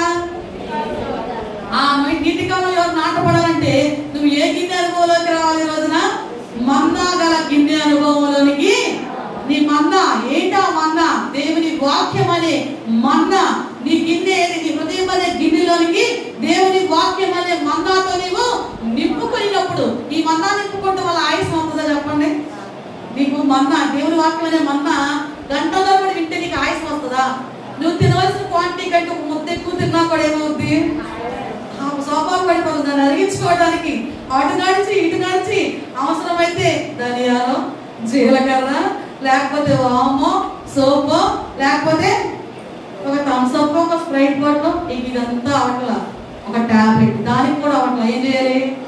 డాక్టర్ గారు పిలిచి దానికి ఒక ఇంజక్షన్. అంటే నువ్వు తిన్న ఆహారంలో తినవలసిన దానికంటే కాస్త ఎక్కువ తింటే లేనిపోని ఆయాసం వస్తుంది. కానీ నువ్వు దేవుని యొక్క వాక్యాన్ని అంటండి ఎంత నింపుకున్నా కూడా నీకు ఇలాంటి ఇబ్బంది ఏవి పైగా ఏం కలుగుతుందని చెప్తున్నాడు. నువ్వు ఎప్పుడు కూడా పచ్చగా నువ్వు చేసేదంతా కూడా సఫలత నీకు దేవుడు ఇస్తాడు. అడుగు పెట్టిన చోటెల్లా అన్నాడు దేవుడు. మోషే తన నాయకత్వం తర్వాత యెహోషువ దేవుడు అన్నాడు తెలుసా? నువ్వు అడుగు పెట్టే ప్రతి స్థలాన్ని కూడా నేను నీకు ఇస్తాను. మోషేకు తోడైనట్టు నీకు కూడా నేను తోడై ఉంటాను. అడుగుపెట్టే ప్రతి స్థలము నీది అంటే నువ్వు చేసేదంతా సఫలం చేస్తానన్నాడు దేవుడు. అలా సఫలం కావాలి అంటే మనము ఎక్కడ నాటపడాలి? మన గిన్నె అనుభవం ఏదై ఉండాలంటే మన్నా గల గిన్నె అనుభవంతో మనము నింపబడినప్పుడు నీటి కాలంలో ఎవరైనా నాటబడిన చెట్టు వలె నువ్వు ఫలమిస్తూ నువ్వు చేసే ప్రతిదాన్ని దేవుడు సఫలము చేసేవాడుగా ఉన్నాడు. హల్లెలూయా, హల్లెలూయా. అప్పుడు నీ గిన్నె ఎలా ఉంటది అంటే నువ్వు చేసే ప్రతిదీ కూడా సఫలం అయిపోతుంది. అప్పుడు నీ గిన్నె ఎలా ఉంటది? పొర్లి బాగా ఉంటది. అప్పుడు అలాంటి ఆశీర్వాదం ఎంతమందికి కావాలి మీలో? మరి మన్నాతో మీ హృదయం నింపుకుంటున్నారా? నింపుకుంటున్నారా? నింపుకోవాలి. నింపబడినప్పుడే నువ్వు చేసే ప్రతిదీ కూడా దేవుడు సఫలము చేస్తాడు. ఇప్పుడు ఎన్ని గిన్నె అనుభవం నేర్చుకున్నాం? పరో గిన్నె దేనికి సాదృశ్యం అండి? పాపపు దాస్యానికి, లోకానికి సాదృశ్యం ఉన్నది. అలాంటి అనుభవం మనకి కావాలా? కావాలన్న చేద్దాన్ని ఆ గిన్నె మనకు వద్దు. రెండవదిగా యోసేపు గిన్నె. యోసేపు గిన్నె ఏంటండి? సహోదర ప్రేమ. మనలో ఏ ప్రేమ కావాలంట? బదులు ఆశించని ప్రేమ తండ్రి అయినా దేవునిది. ఈ లోకంలో ఉన్న ప్రేమలన్నీ కూడా ఏదో ఒకటి మన దగ్గర నుంచి ఎక్స్పెక్ట్ చేసే, కానీ తండ్రి అని దేవుడు కలువరిలో చూపిన ప్రేమ అగాపేలో. ఆ ప్రేమ అంటే బదులు ఆశించి ఆయన మన దగ్గర చేదు ఆశించి ఆయన చేయలేదు, కానీ తన ప్రాణాన్ని సైతం మన కొరకు పెట్టాడంటే అలాంటి ప్రేమ ఈ రోజున ఇక్కడ సహోదర ప్రేమ ఏది ఆశించాలి. ఇక్కడ యోసేపు కూడా అన్నల దగ్గర నుంచి అన్నం దగ్గర తీసుకుని వచ్చి వారికి కూడా సమృద్ధిని ఉంచడానికే అక్కడ యోసేపు ఆ గిన్నెను తన కలుసుకుని ఆ సంచిలో ఉంచడాన్ని మనము చూడగలం. మూడవదిగా మన్నా గల గిన్నె. మన్నా గల గిన్నె. మన్నా దేవుని యొక్క వాక్యానికి. ఈ రోజు మన హృదయం అనే గిన్నె దేవుని యొక్క వాక్యం చేత నింపబడాలి. నాలుగవ గిన్నె మొదటి రాజుల గ్రంథము 7వ అధ్యాయము 40వ వచనం.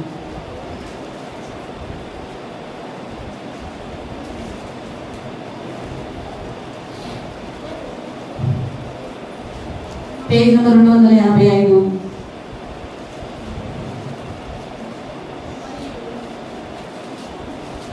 మరియు హీరాము తొట్లను, చేటలను, గిన్నెలను చేసెను. ఈ ప్రకారము హీరాము రాజైన సొలొమోను ఆజ్ఞను బట్టి యెహోవా మందిరపు పని అంతయు ముగించెను. హల్లెలూయా. నాలుగవ గిన్నె. ఏ గిన్నె అనుభవము?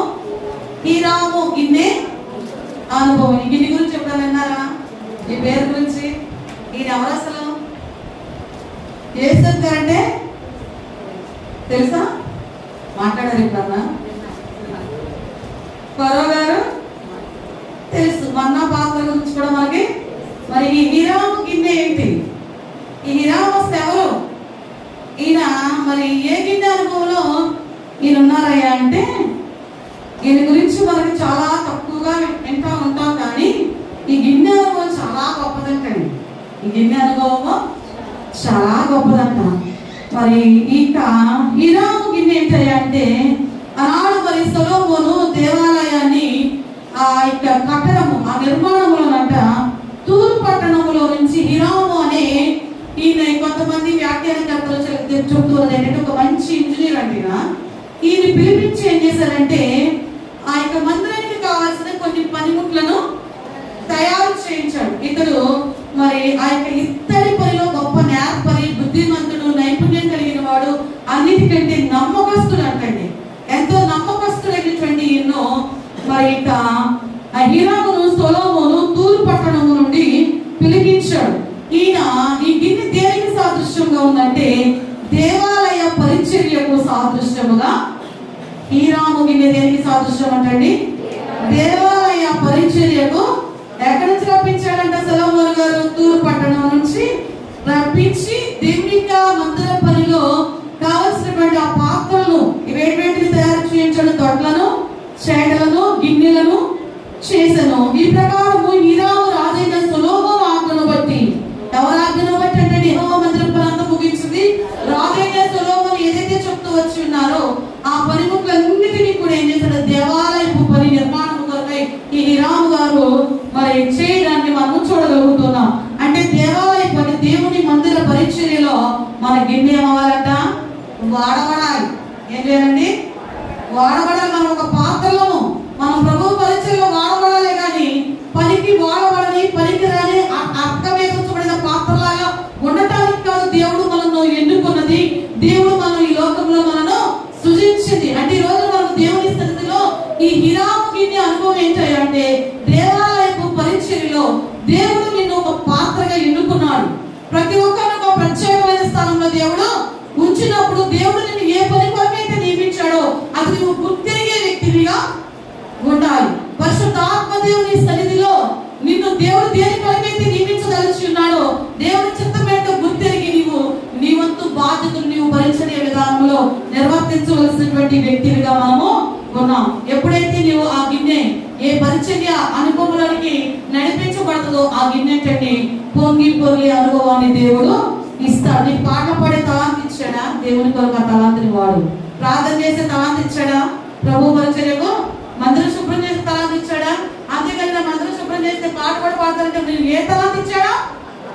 అంటే మనం చేయలేదు, మనకు అర్థమవుతుంది. మనం చేయలేదు మనకు అనవసరం. పరిశుద్ధాత్ముడు మనం ఎలా వాడుకోవాలనుకుంటున్నాడు అలాగే వాడబడదాం.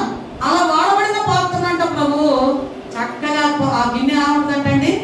చాలా మంది తల్లి చెప్తారు, తల్లి అంటుంది నేను మొదట్లో సేవ పరిచర్యలు అండి పెద్ద మాస్టర్ గారి దగ్గర ఇలా పరిచర్య చేసేదాన్ని. అలా పరిచర్య రాత్రి పూట ఇప్పుడు గ్రైండర్లు మిక్సీలు వచ్చినాయి కాదమ్మా, అప్పుడు 20 మంది 30 మంది సేవకులు బైబిల్ కాలేజీ పిల్లలు వస్తే ఒక్కొక్కరు 50 మంది అప్పటికప్పుడు రుబ్బి ఆ పిండితో టిఫిన్ చేసేవాళ్ళం అమ్మ. అర్ధరాత్రి 2 అయిపోయేది రుబ్బి అనేది అని చెప్తుంది. దేవుడు అప్పుడు ఆమె బిడ్డలిద్దరిని కూడా, ఒకనేమో ఈ బిల్డర్స్ ఇంజనీర్ గాను ఇంకొక బిడ్డ మెడికల్ ఇంజనీర్ గా దీవించాడు. ఆ సాక్ష్యం చెప్తుంది. అప్పుడు అలా చేయబట్టి దేవుడు నన్ను ఈ రీతిగా రాత్రిగా పగలగా నేను సేవకులు వెంటబడి వెళ్ళేది. నా పని నీ పని కాదు. దేవుడు అప్పుడు నాకు ఏ పని అప్పగిస్తే ఆ పని మేము చేయబట్టి ఈరోజు ఈ రీతిగా దేవుడు మమ్మల్ని దీవించాడు. ఆ దీవించే ఆ అనుభవంలోకి నువ్వు రావాలంటే, నీ గిన్నె నిండి పొరలాలి అంటే, నీ బిడ్డల జీవితంలో అలాంటి బ్లెస్సింగ్స్ నువ్వు చూడాలంటే నువ్వేం చేయాలో తెలుసా? పరిశుద్ధాత్మ దేవుని సన్నిధిలో పరిచర్య చేసే అనుభవంలోనికి ఏ అనుభవంలోకి రావాలండి? పరిచర్య అనుభవంలోనికి ఎవరైతే వస్తారో వారి దీవెనలు, వారి తరతరాల వారి బిడ్డలకు కూడా అలాంటి ఆశీర్వాదాన్ని వారు చూడగలుగుతారు. హల్లెలూయా. 4వది గిన్నె అనుభవం ఏంటంట? హిరాము గిన్నె అనుభవము. హల్లెలూయా, హల్లెలూయా. దేవుని సన్నిధిలో నువ్వు చేసే ప్రతిదీ కూడా పరిశుద్ధాత్మ దేవుడు నీకు లెక్కగట్టి నీకు అప్పగిస్తాడు. దేవుడు వాక్యం అంటుంది కదా, సేవకుడిని నువ్వు గిన్నెడు చదివించినా కూడా దాని ప్రతిఫలాన్ని పోగొట్టుకోరు. ఎక్కడ రాయబడింది? మత్తయి సువార్త 10వ అధ్యాయము 42వ వచనంలో, మరియు శిష్యుడని ఒకడు ఈ చిన్నవారిలో ఒకరికి గిన్నెడు చన్నీళ్లు మాత్రము త్రాగనిచ్చును, వాడు ఫలము పోగొట్టుకురుడని కొనని నిశ్చయముగా మీతో చెప్పుచున్నాను. హల్లెలూయా, హల్లెలూయా. దేవుని స్థుతులు చేసే ప్రతి చిన్నదానికి కూడా దేవుడు నీకు ప్రతిఫలాన్ని తప్పకుండా నేస్తాడండి. ఎంత అనుభవాన్ని ఇస్తాడంటే నీ గిన్నె నిండి పొర్లే అనుభవాన్ని దేవుడు నీకు ఇస్తాడు. అలాంటి అనుభవాన్ని దేవుడు నీకు ఇవ్వాలి అంటే నువ్వేం చేయాలి? దేవుని సన్నిధిలో పరిచర్యలో ఉండాలి. 5వ గిన్నె చూద్దాం. నెహెమ్యా గ్రంథము 1వ అధ్యాయము 11వ వచనాన్ని చదువుకుందాం.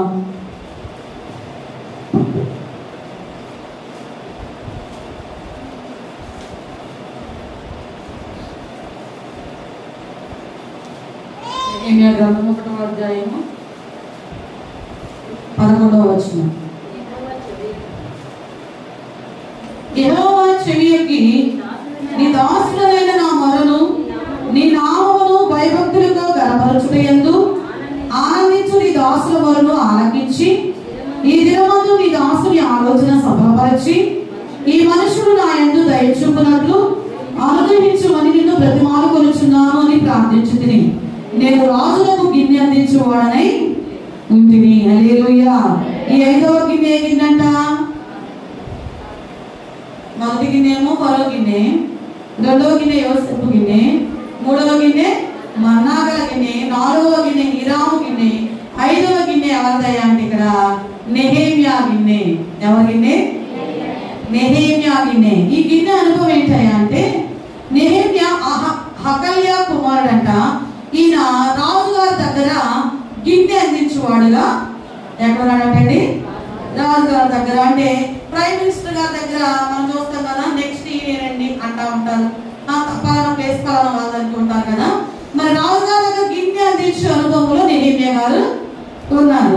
ఈ నెహెమ్యా గారు ఉండగా ఈయన షూషాను కోటలో ఉండినప్పుడంట హనానీయుడు మరియు కొందరు స్నేహితులు నెహెమ్యా దగ్గరకు వచ్చి ఇలా చెప్తూ ఉన్నారంట, యూదులను గురించి, యెరూషలేము ప్రాకారం పడద్రోయబడిన విధానం గురించి, మరి యెరూషలేము యొక్క ఆ ప్రాకారాలను మరి ఆ యొక్క గుమ్మములను అగ్ని చేత ఎలాగా కాల్చివేశారు, ఆ పరిస్థితి అంతటినీ కూడా కొంతమంది స్నేహితులు అక్కడికి వచ్చి నెహెమ్యా గారికి చెప్పారు. చెప్పినప్పుడు వెంటనే మరి నెహెమ్యాకి ఎలా స్పందించాడు అంటే, వెంటనే అంటే ఆ మాటలు వినగానే కూర్చుండి ఏడ్చాడంట.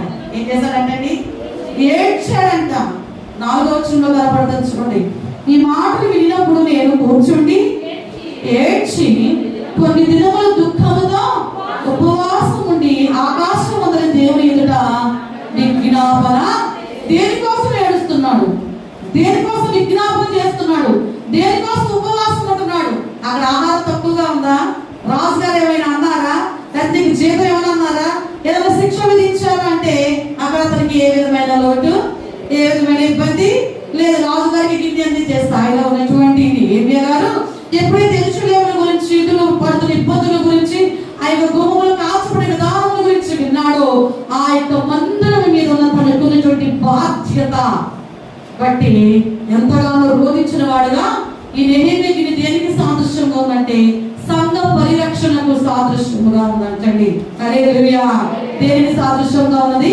సంఘ పరిరక్షణకు సాదృశ్యముగా ఉన్నది. అగ్ని చేత కాల్చబడినప్పుడు ఇప్పుడు నెహెమ్యా గారు అనుకున్నారు, యెరూషలేము శత్రువుల బారిన పడకుండా ఉండాలంటే దానికి ప్రాకారాలు అవసరం అని గ్రహించి మరి ఆ యొక్క కార్యాన్ని చేయడానికి ఎంతగానో శ్రమించాడు. అంటే మరి ఆ ప్రాకారాల గురించి వెంటనే యాజకుడికి తెలియపరిచాడు నెహెమ్యా.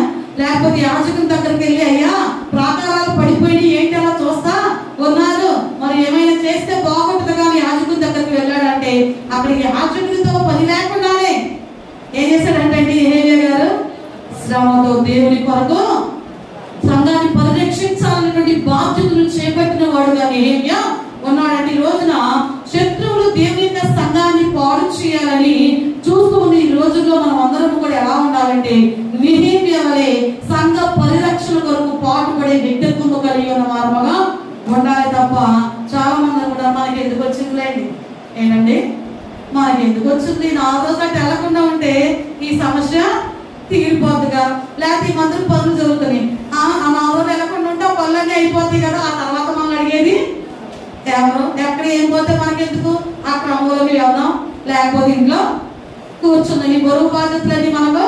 కానీ నెహెమ్యా గిన్నె అనుభవం చాలా మందిలో ఉండటం లేదండి. ఈ సమాజంలో చాలా మందిలో ఒక వ్యక్తి రావట్లే మందిరానికి, ఎందుకు రావటం లేదని ఆలోచన ఉంటుందా? ఆ వ్యక్తి ఏ పని ఎంత వల్ల రాలేకపోతున్నారు, లేదా ఎందు నిమిత్తము అని అడిగే ఆలోచన కూడా మనలో ఉన్నటువంటి వైఖరి మనం అనేక మందిని చూస్తూ ఉన్నాం. కానీ నెహెమ్యా ఒక్కడే నిలవబడి సంఘ పరిరక్షణ కొరకు, యెరూషలేము ప్రాకారముల కొరకు నిలవబడి ఎంతో బాధ్యతతో శ్రమించి ఉపవాసం ఉండి ఎలుగెత్తి దేవుని సన్నిధిలో ఏడ్చి విజ్ఞాపన చేస్తూ ప్రభుతో అన్నాడు, అయ్యా నువ్వు అన్నాడు మాకు చేసిన నిబంధన నీకు తెలుసు కదా, నువ్వే నిబంధన చేస్తావు, నువ్వు ఎరిగి ఉన్నావు కదా అని ప్రభుకి ఆ నిబంధన జ్ఞాపకం చేస్తున్నాడు. చూడండి ఒకసారి 8-9 వచనాల్లో చూడమ్మా. నీ సేవకుడైన మోషేతో నీవు సెలవిచ్చిన మాటలు జ్ఞాపకము తెచ్చుకోము. అదేదనగా మీరు అపరాధము చేసిన యెడల జనులలోనికి మిమ్మల్ని చెదరగొట్టుదును. అయితే మీరు నా వైపు తిరిగి నా ఆజ్ఞలను అనుసరించి నడిచిన యెడల భూదిగంతముల వరకు మీరు తోలివేయబడినను అక్కడ నుండి సహా మిమ్మల్ని కూర్చి నా నామము చుటకు నేను ఏర్పరచుకున్న స్థలములకు మిమ్మల్ని రప్పించదనని నీవు సెలవిచ్చితివి కదా. చిత్తగించము. నీవు నీ మహాప్రభావమును చూపి నీ బాహుబలము చేత విడిపించిన నీ దాసులకు నీ జనులు వీరే. యెహోవా చెవియొగ్గి నీ దాసులనైన నా మొరను నీ నామమును భయభక్తులతో గణపరచుటకు ఆనందించు నీ దాసుల మొరను ఆలకించి ఈ దినమందు నీ దాసుని ఆలోచన ఎవరి దగ్గర అడుగుతున్నాడండి? నేను రాజుగారి దగ్గర నుంచి వస్తున్నాను కదా, నాకు అన్ని నేను ఏం చేసినా సరిపోద్ది అనుకోవట్లా. దేవుని సొంత అడుగుతున్నాడు. నా ఆలోచన నువ్వు సఫలపరచయ్యా.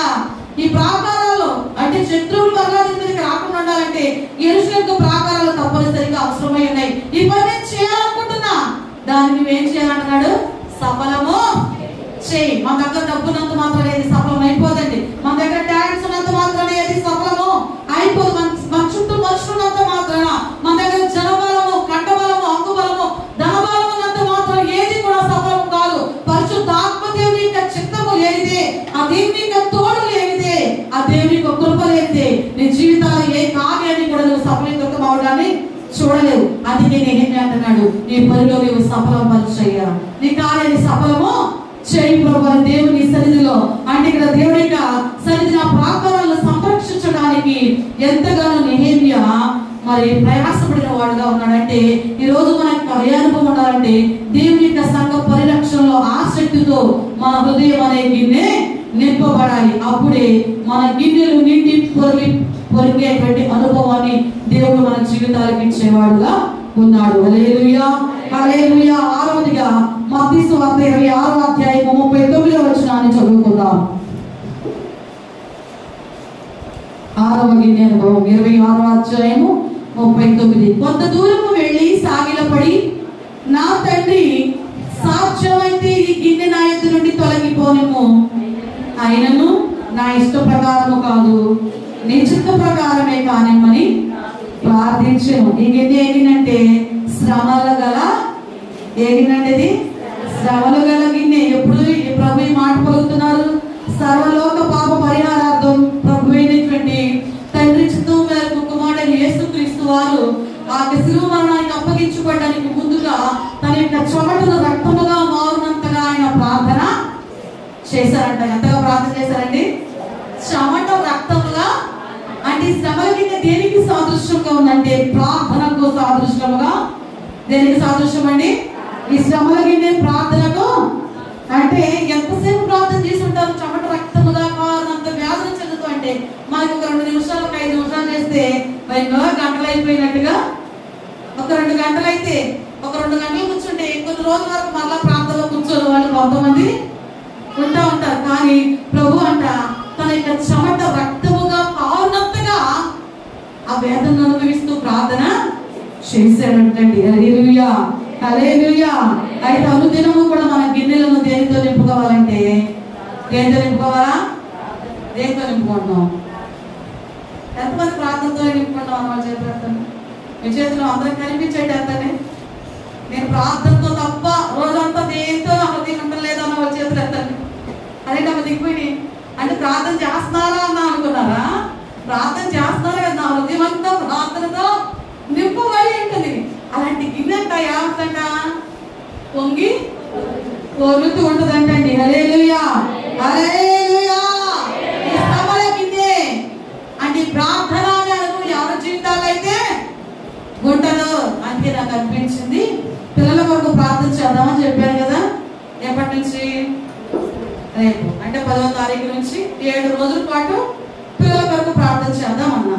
7వ రోజు ఆదివారం వచ్చింది. సోమవారం, మంగళవారం, బుధవారం, గురువారం, శుక్రవారం, శనివారం. 7వ రోజు ఆదివారమేనా? కాబట్టి 7వ రోజు కొంచెం స్పెషల్ గా ముగిస్తే బాగుంటుందేమో అనిపించింది.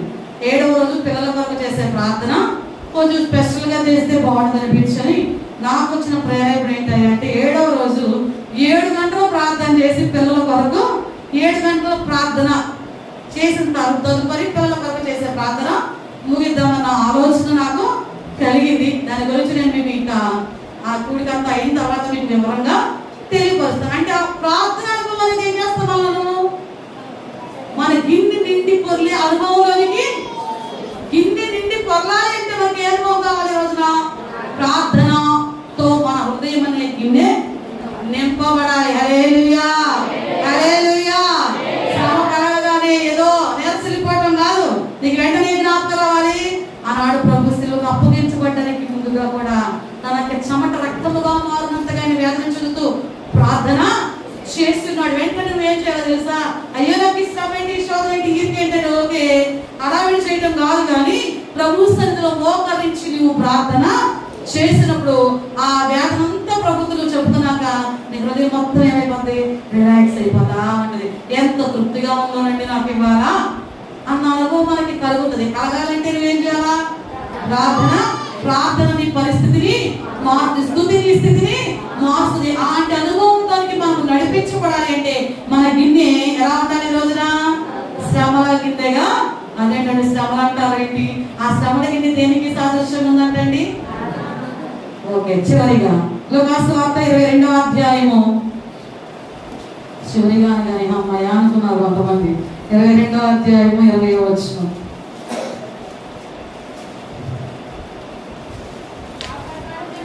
ఆ ప్రకారమే భోజనమైన తరువాత ఆయన గిన్నె పట్టుకుని, ఈ గిన్నె మీ కొరకు చిందించబడుతున్న నా రక్తము వలన క్రొత్త నిబంధన. హల్లెలూయా, హల్లెలూయా.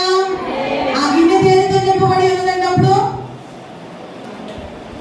ఆ గిన్నె దేనితో నింపబడి ఉంది? ప్రభువు చివరిగా శిష్యులకు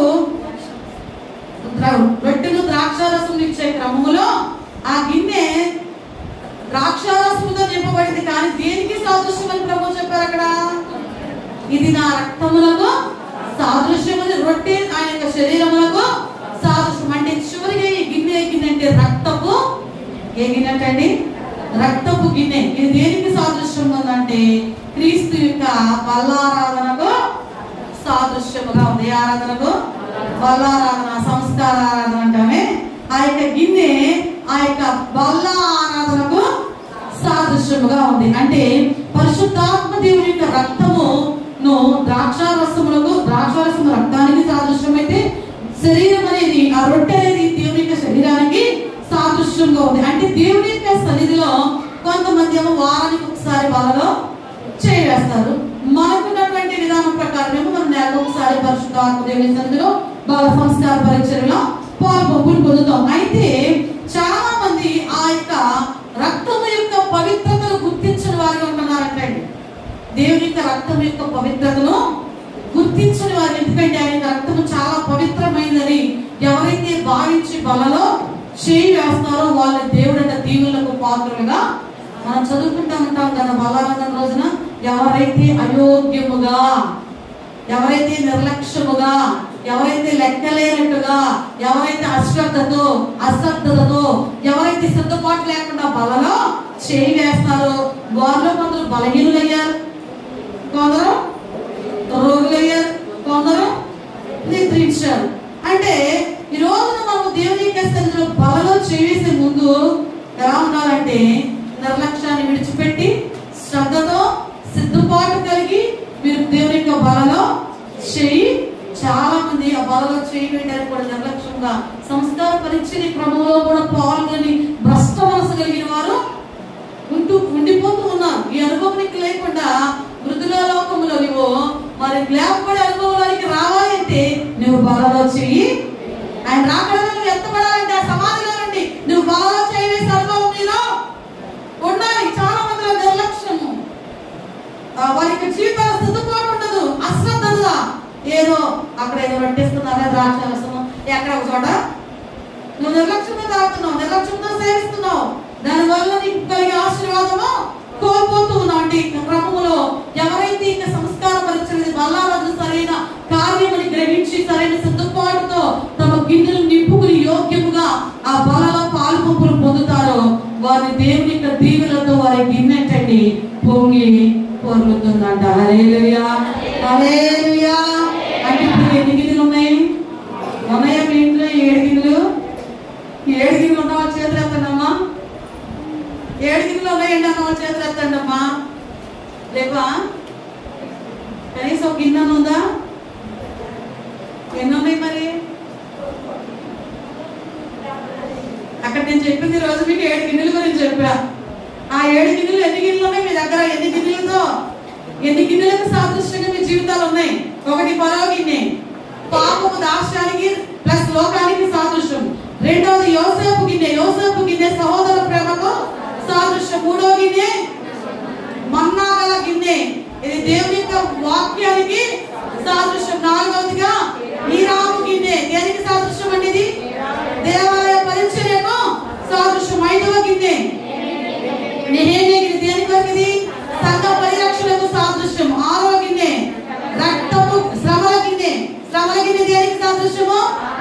ప్రార్థనకు సాదృశ్యం. 7వ గిన్నె రక్తపు గిన్నె దేనికి సాదృశ్యమయ్యండి?